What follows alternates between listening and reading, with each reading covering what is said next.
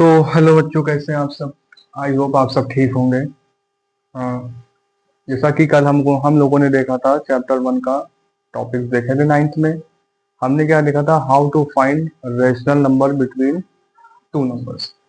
तो कल क्या हुआ था कि हम लोगों ने एक आध क्वेश्चन किया था। कुछ एक क्वेश्चन और करते हैं, फिर चलते हैं आगे की तरफ। क्वेश्चन है 3/5 एंड 2/3। 3/5 एंड 2/3। इसके बीच में हम लोग रेशनल नंबर फाइंड करेंगे।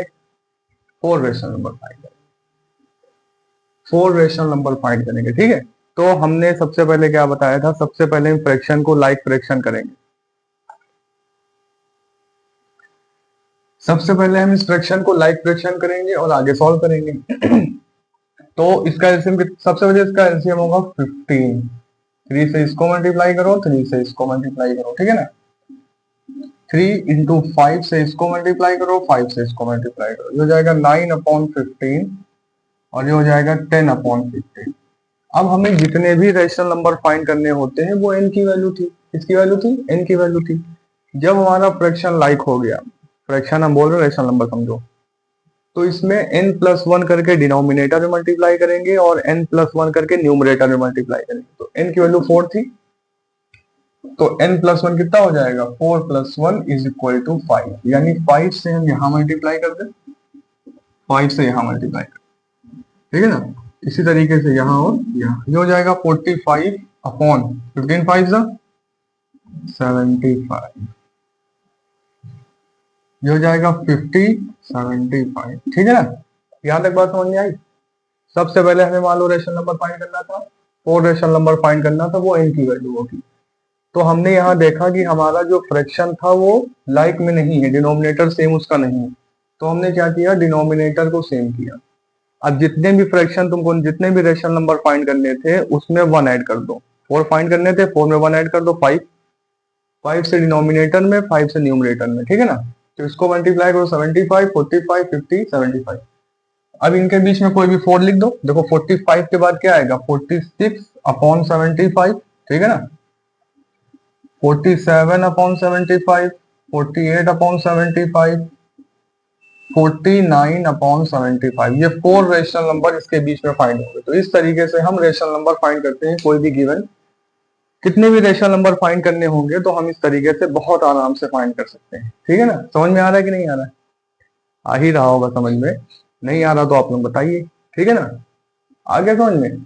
तो हम चलते हैं अपने नेक्स्ट टॉपिक की तरफ। इसको छाप लो। तो चलो, आप लोगों ने छाप लिया होगा, तो चलते हैं अपने नेक्स्ट टॉपिक की तरफ। अब हम देखेंगे डेसिमल एक्सपेंशन। क्या देखेंगे?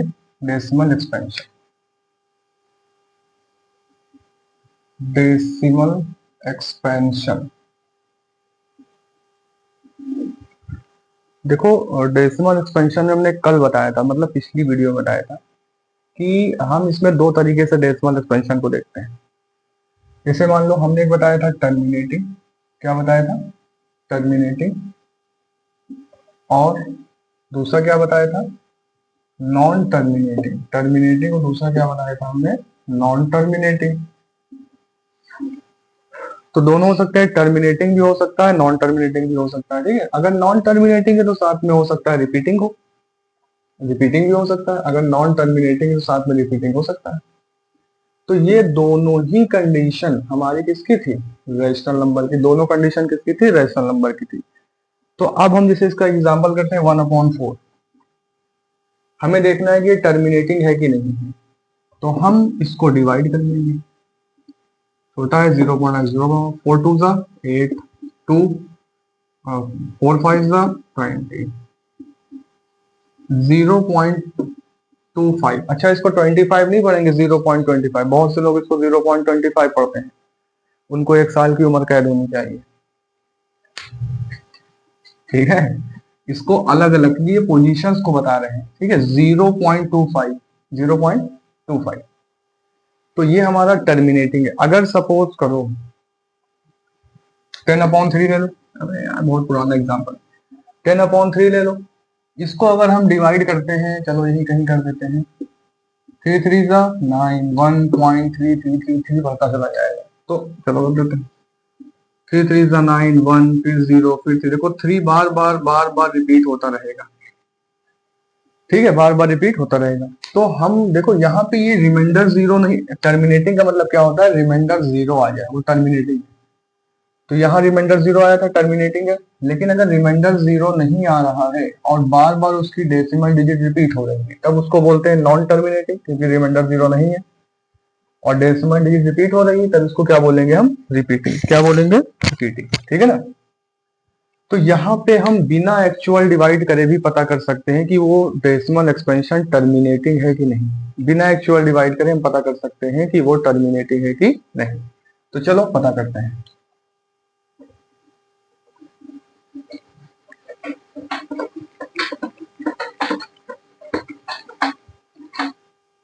एक चीज हम यहाँ पे तुमको बताते चले, फिर क्वेश्चंस को करते हैं। अगर हमें देखना है बिना डिवाइड करे, बिना एक्चुअल डिवाइड करे हमें देखना है, ओहो ये दिखाई क्यों नहीं दे रहा है,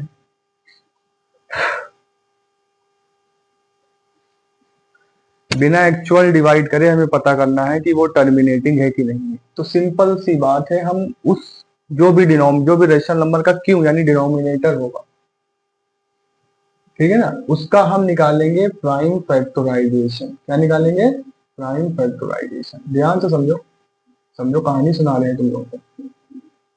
जो भी हमारा रेशनल नंबर होगा, सीधी सी बात है, जो भी हमारा रेशनल नंबर होगा उसका जो क्यू यानी डिनोमिनेटर होगा उसका हम निकालेंगे प्राइम फैक्टराइजेशन। और प्राइम फैक्टराइजेशन में 2 आ जाए, मतलब 2 का फैक्टर हो, 2 हो या 5 हो, 2 हो या 5 हो या इन दोनों में से कोई। समझते हो नहीं समझते हो। प्राइम फैक्टराइजेशन निकाला, या तो 2 आ गया उसके फैक्टर में, या तो 5 आ गया, या तो 2 आ गया, या तो 5 आ गया। ठीक है ना, या इन दोनों में से कोई आ गया। इन दोनों में से कोई, मान लो 2 ही आ गया या तो 5 ही आ गया, या इन दोनों में से कोई आ गया या दोनों आ गया, तो वो हमारा क्या हो जाएगा, टर्मिनेटिंग डेसिमल होगा। जैसे देखो, जैसे हमने कहा चलो पता करो 5/32, 5/32 ये टर्मिनेटिंग है कि नहीं। बिना एक्चुअल डिवाइड करे तुमको ये पता करना है कि ये टर्मिनेटिंग है कि नहीं है। देखो कैसे करेंगे, 32 का डेसिमल एक्सपेंशन निकालो, मतलब प्राइम फैक्टराइजेशन निकालो। 16 बाहर में जाएगा, 8 4 2 और ये 1, 2 और 1। देखो इसमें सिर्फ 2 आ रहा है ना, 2 की पावर कितनी, 1 2 3 4 5, 2 की पावर 5, 2 की पावर 5। तो इसका मतलब ये टर्मिनेटिंग है, ये टर्मिनेटिंग है, ये क्या है, टर्मिनेटिंग है। ठीक है ना। कल माइक बंद हो गया तो आज चेक करना पड़ेगा। ये टर्मिनेटिंग है, क्यों है, क्योंकि इसका जो डिनोमिनेटर है इसका प्राइम फैक्टराइजेशन खाली 2 है। खाली क्या है, 2 है, या 5 हो या दोनों हो, तो इसमें केवल 2 आ रहा है, इसका मतलब ये है। अगर हम इसको डिवाइड करते हैं, एक्चुअल डिवाइड करते हैं, तो ये टर्मिनेटिंग होगा। और कितने प्लेस के बाद होगा, जो भी इसकी हाईएस्ट पावर होगी, जो भी इसकी हाईएस्ट पावर होगी उतने डिजिट के बाद ये क्या होगा, शॉर्ट, मतलब रिमाइंडर जीरो आ जाएगा। तो अगर हम इसको डिवाइड करें ऐसे बना करके, अगर हम इसको ऐसे डिवाइड करना स्टार्ट करें, तो 0.132 इस तरीके से तुम डिवाइड आगे बढ़ाते जाओगे, तो तुम ये जब डेसिमल के 5th प्लेस पर पहुंचोगे तो इसका रिमाइंडर जीरो आ जाएगा। डेसिमल के जब 5th प्लेस पर पहुंचोगे तो इसका आंसर क्या, तो इसका आंसर जीरो आ जाएगा। सपोज अभी हमने एग्जांपल लिया था 1/4, ये समझ आया। और अगर इन दोनों में से कोई नहीं है, मतलब 2 भी नहीं है 5 भी नहीं है, तो वो टर्मिनेटिंग ही नहीं। नहीं आ रही बात समझ। अरे हमने क्या बताया, जो भी डिनोमिनेटर है उसका प्राइम फैक्टराइजेशन निकालो, तो ये तो, या तो केवल 2 आ जाए, या 5 केवल 5 आ जाए, या दोनों आ जाए। इन्हीं केस में ये टर्मिनेटिंग होगा। अगर इनके अलावा कोई और भी नंबर साथ में आ गए, 2 मान लो 2 है, 5 है, 3 आ गया, नहीं होगा। जैसे अभी हमने 1/4 लिया था, एक एग्जांपल हमने क्या लिया था, 1/4।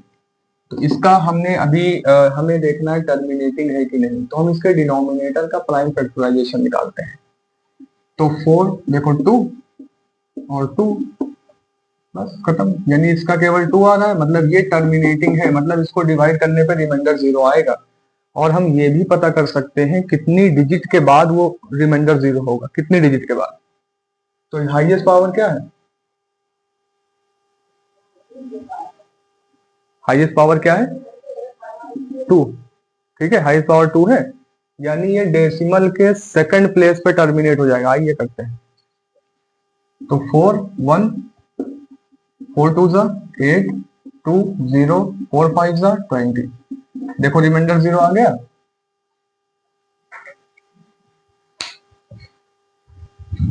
तो इसमें हमने क्या देखा कि डेसिमल की इसमें 2 की पावर कितनी है 2, तो ये हमारा सेकंड प्लेस के बाद जाके टर्मिनेट हो गया। तो हम ये भी पता कर सकते हैं कि वो डेसिमल जो रेशनल नंबर है कितने प्लेस के बाद जाके टर्मिनेट होगा और होगा भी कि नहीं होगा। तो इस तरीके से अगर उसके प्राइम फैक्टराइजेशन में 2 है या 5 है या दोनों है तो टर्मिनेटिंग होगा, अदरवाइज वो टर्मिनेटिंग नहीं है।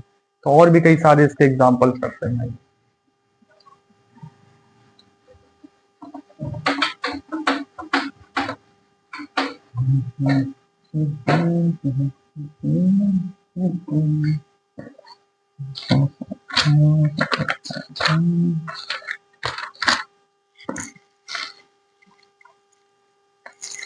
जैसे हमने लिया 13/80, 13/80, इसको तुमको बताना है, सिर्फ ये बताना है कि ये टर्मिनेटिंग है कि नहीं, टर्मिनेटिंग है कि नहीं। तो 80 डिनोमिनेटर है, इसका हम निकालेंगे प्राइम फैक्टराइजेशन। 40 20 10 5 और 1। देखो 2 की पावर 4 इंटू 5। देखो इसमें 2 भी है 5 भी है, 2 भी है 5 भी है, दोनों तो हो सकता है ये टर्मिनेटिंग है। तो देखो yes it is terminating because it has prime factorization 2 and 5। ठीक है, अगर 2 और 5 आ रहा है तो है, अदरवाइज नहीं है। और भी कोई एग्जांपल करके देखते हैं। 5/12 इसको चेक करते हैं टर्मिनेटिंग है कि नहीं। तो फिर इसका निकालो, 12 का निकालो। देखो 2 6 2 3 3 2 की पावर 2 इंटू 3। देखो 3 आ गया बीच में, नहीं है, खाली 2 होना चाहिए और 5 होना चाहिए या दोनों होना चाहिए। इनके अलावा अगर कोई आ रहा है 3, देखो इसका मतलब ये नहीं है। ठीक है ना।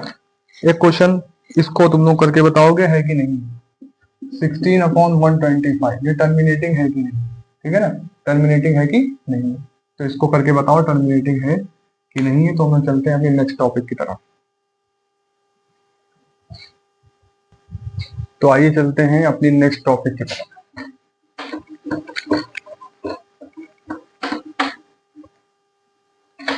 अब तुम्हें ये बताना है कि ये किस टाइप का डेसिमल, हम क्वेश्चन लेंगे और तुम्हें ये बताना है कि किस टाइप का डेसिमल एक्सपेंशन है। ठीक है ना, किस टाइप का डेसिमल एक्सपेंशन है।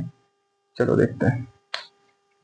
5/8 तुम्हें ये बताना है कि ये किस टाइप का डेसिमल एक्सपेंशन है, टर्मिनेटिंग है कि नॉन टर्मिनेटिंग है, रिपीटिंग है, इस तरीके से। ठीक है, तो हम इसको डिवाइड करते हैं।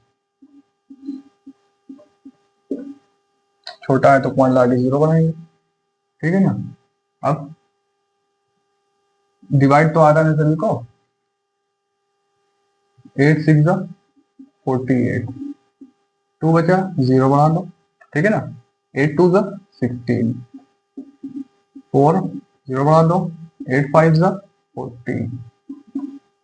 तो देखो रिमाइंडर 0 आ गया, रिमाइंडर 0 आ गया। इसका सिर्फ एक ही मतलब है टर्मिनेटिंग है। इसका सिर्फ एक ही मतलब क्या है कि ये टर्मिनेटिंग है। डेसिमल अगर 0 आ गया तो इसका मतलब है टर्मिनेटिंग। इसका डेसिमल एक्सपेंशन किस टाइप का है, टर्मिनेटिंग है। और अगर रिमाइंडर 0 नहीं आया तो कह दोगे कि ये नॉन टर्मिनेटिंग है। और रिपीटिंग अगर उसके डेसिमल, अभी हमने एक एग्जांपल लिया था, इसी को बार बार लेके तुमको बताते हैं, आसान है। देखो 3 3 9, 1 बचा, पॉइंट लगाओ 0 बढ़ाओ, 3 3 9 1, फिर 0 बढ़ेगा, 3 3 9, फिर 1, फिर 0। देखो रिमाइंडर 0 नहीं आ रहा है, रिमाइंडर क्या हो रहा है 0 नहीं आ रहा है। तो जब रिमाइंडर 0 नहीं आ रहा है इसका मतलब ये है नॉन टर्मिनेटिंग। ये क्या है? ये है नॉन टर्मिनेटिंग। अगर रिमाइंडर जीरो नहीं तो नॉन टर्मिनेटिंग, और साथ में इसकी देखो डिजिट रिपीट हो रही, तो इसको बोलते हैं रिकरिंग। रिकरिंग भी बोल सकते हैं, रिपीटिंग भी बोल सकते हैं, जो चाहो बोलो। ठीक है, जो चाहो बोलो। तो इसका डेसिमल डिजिट, इसका डेसिमल एक्सपेंशन कैसा है? नॉन टर्मिनेटिंग है और रिपीटिंग है या रिकरिंग है। ठीक है ना? तो इस तरीके से हम चेक करते हैं कि उसका डेसिमल एक्सपेंशन कैसा है। अगर रिमाइंडर जीरो आ गया तो टर्मिनेटिंग है, रिमाइंडर जीरो नहीं आया तो नॉन टर्मिनेटिंग, और डिजिट रिपीट हो रही है तो क्या हो जाएगा? वो भी हमारा रिकरिंग होगा। ठीक है ना? तो अब हम ये देखेंगे कि किसी भी डेसिमल एक्सपेंशन को हम पी बाई क्यू के फॉर्म में कैसे कन्वर्ट करते हैं। ठीक है ना? तो आइए देखते हैं कैसे कन्वर्ट करते हैं। तो चलो देखते हैं फिर। जैसे हमारा लिखा है 0.2, क्या लिखा? ध्यान से देखना, बहुत आराम से समझना। 0.2 पर बार लगा हुआ है। बार का पहले मतलब क्या होता है? बार का मतलब होता है, इसे मान लो 0.2 लिखा है और इस पे बार लगा हुआ है, तो इसका मतलब ये जो डिजिट है ये रिपीट हो रही है। 0.222 जितनी बार भी चाहो रिपीट। तो इस बार का मतलब होता है कि ये डिजिट रिपीट हो रही है। बस इतना समझो ऐसे कि डिजिट क्या हो रही है? रिपीट हो रही है। 2 पे बार लगा हुआ मतलब 2 रिपीट हो रहा है। ऐसे लिखा होता 0.3 तो 3 रिपीट हो रहा होगा, ऐसे ऐसे ऐसे ऐसे ऐसे, ऐसे। अगर लिखा होता 0.25, 2 डिजिट पे बार होता तो इसका मतलब 0.25, ये 25 बार बार रिपीट, बार लगा इसका मतलब दोनों पे यही बार बार रिपीट। ठीक है ना? अगर 3 डिजिट पे लगा होता, मान लो 0.653, तो 653 रिपीट हो रही है। 0.653, 653, 6 जितनी बार चाहो लिख दो। तो हमने क्या देखा? जिस डिजिट पे बार लगा होता है वो रिपीट हो रही होती है डिजिट। ठीक है ना? तो हम इसको कैसे पी बाई क्यू के फॉर्म में कन्वर्ट करेंगे? हम इसको पी बाई क्यू के फॉर्म में कैसे कन्वर्ट करेंगे, आओ देखते हैं। देखो अच्छे से समझो तो ही समझ में आता है। इसके लिए बहुत सारी शॉर्ट ट्रिक भी है, लेकिन हम शॉर्ट ट्रिक अभी नहीं बताएंगे, तो मुझे सॉल्व करने का तरीका बताएंगे। शॉर्ट ट्रिक हम बाद में समझाएंगे। तो 0.2 इसको हमें पी बाई क्यू के फॉर्म में कन्वर्ट करना है। सबसे पहले जो भी तुम्हारा क्वेश्चन है उसको इक्वल करो एक्स के, 0.2, और डिजिट लगी तो इसको रिपीट कर दो, 2-3 बार रिपीट कर दो जितना भी चाहो। ठीक है ना? जो भी तुम्हारा क्वेश्चन होगा उसको x के इक्वल करके जिस डिजिट पे बार लगा है उसको रिपीट कर दो। ठीक है ना? बहुत मुश्किल है भाई, नहीं समझ में आ रहा।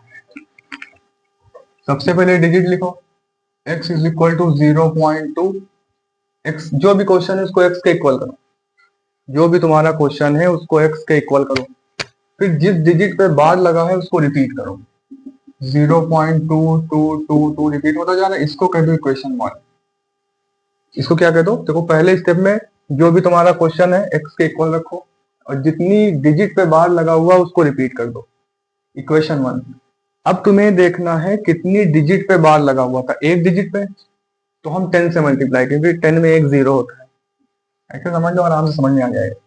अगर एक डिजिट पे बार लगा है तो हम 10 से मल्टीप्लाई करेंगे, ऐसे 10 से मल्टीप्लाई करेंगे। अगर 2 डिजिट पे बार लगा है तो 100 से मल्टीप्लाई, 3 पे तो 1000। इस तरीके से डिजिट के हिसाब से जीरो बढ़ते जाएंगे। तो हम इक्वेशन फर्स्ट को मल्टीप्लाई करेंगे, मल्टीप्लाई इक्वेशन 1 बाई 10। 10 से क्यों किया? क्योंकि एक डिजिट पे बार लगा हुआ था। ठीक है ना? जब इसको 10 से मल्टीप्लाई करेंगे ये हो जाएगा 10x। एलएचएस आरएचएस दोनों मल्टीप्लाई करेंगे और इसको 10 से मल्टीप्लाई करेंगे तो एक डेसिमल चला जाएगा आगे। एक डेसिमल कहाँ चला जाएगा? आगे चला जाएगा, ये तो पता ही होगा। तो 2.22, क्योंकि डिजिट हम रिपीट हो रही, कितनी बार भी लिख सकते हैं, कितनी बार भी लिख सकते हैं ना। कोशिश ये करना कि जितनी बार तुमने यहाँ पे लिखा है डेसिमल के बाद उतनी बार ही यहाँ पे लिखना डेसिमल के बाद। ठीक है ना? जैसे तुम सोचो कि यहाँ पे चला गया तो 2 ही 2 तो बचा, 2 2 नहीं बचा। अब ये रिपीट बार बार कितनी बार भी लिख सकते हैं ना।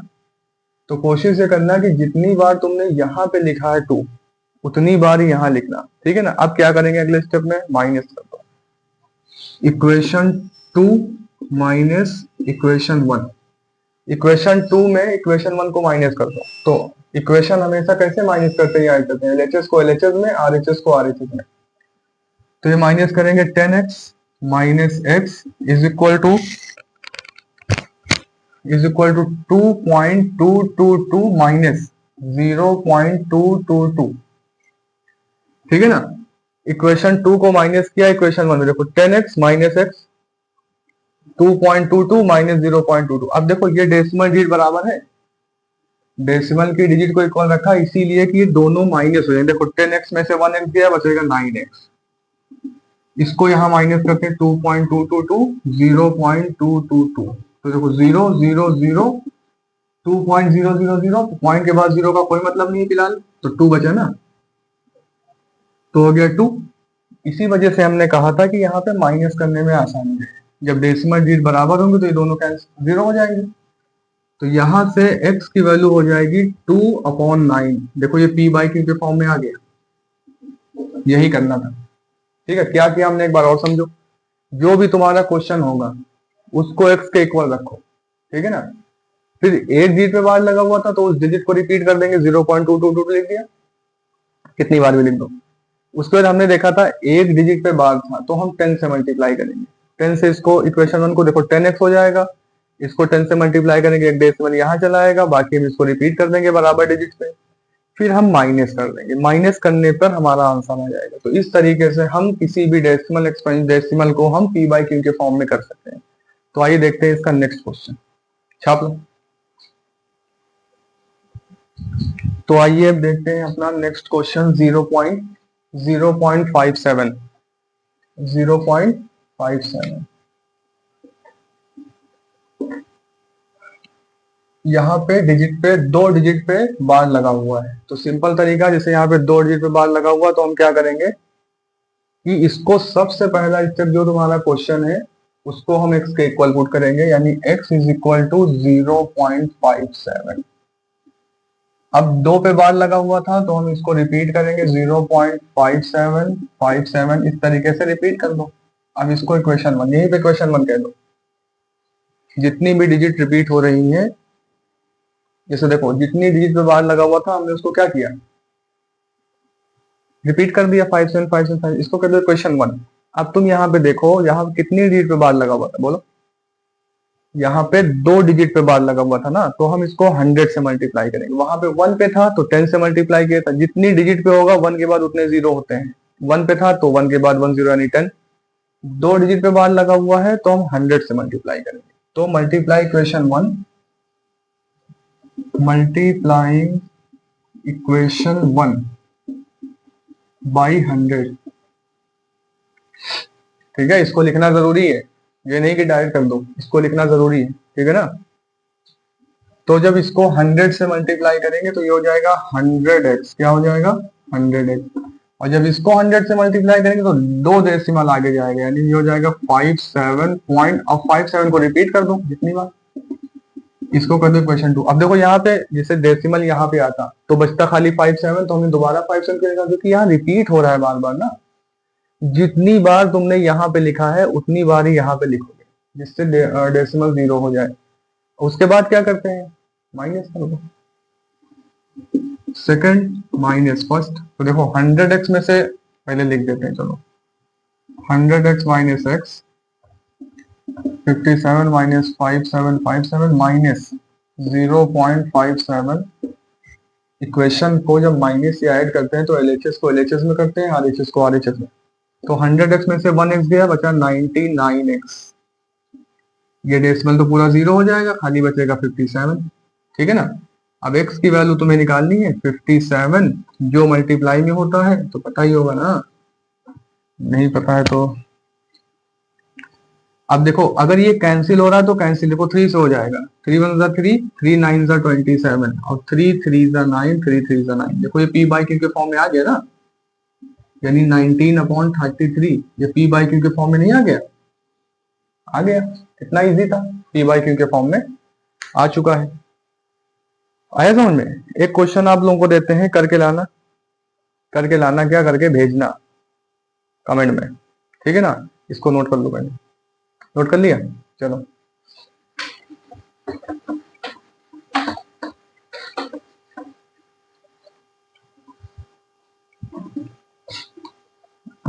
चलो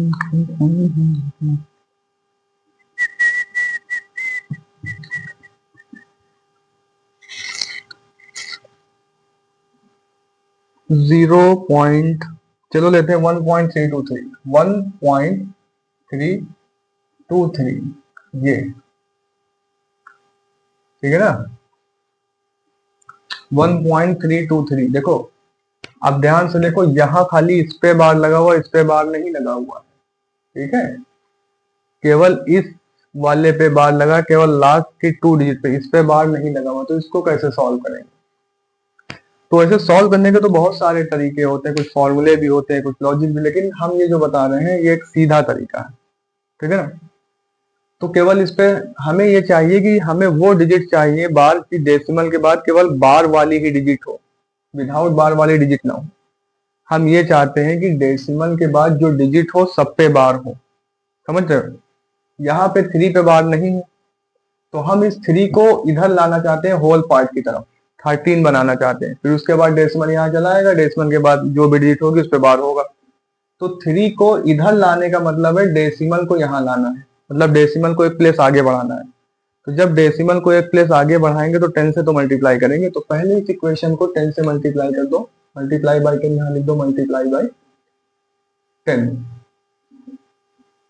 तो ये डेसिमल यहाँ चला गया, हो जाएगा 13.23 के बाद। देखो अब तुम्हारा क्वेश्चन यहाँ से यहाँ मॉडिफाई हो गया, अब यहाँ से करना तुमको आता है, समझते हो।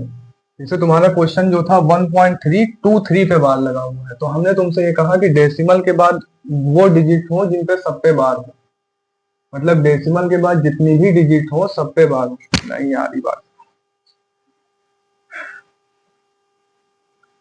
बहुत मुश्किल है भाई।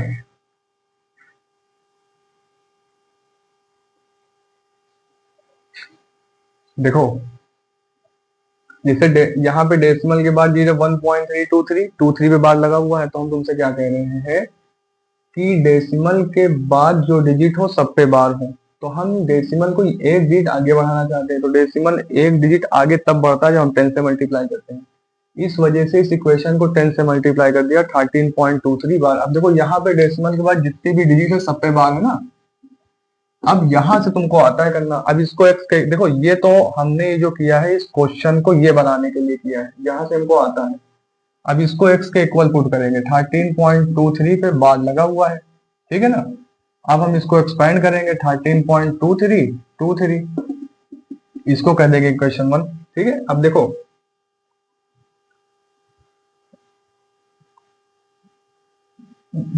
यही से यहाँ से करेंगे x का इक्वल, तो 10 से मल्टीप्लाई करेंगे इसको तो हो जाएगा 10x, ठीक है ना। ये हो जाएगा कि देखो इसको ही x से इक्वल पुट करेंगे और फिर यहीं से लेके चलेंगे, 10 से मल्टीप्लाई किया था तो ये हो जाएगा 10x, एक डेसिमल आगे जाएगा, ठीक। अब तुम्हारा क्वेश्चन ये हो गया,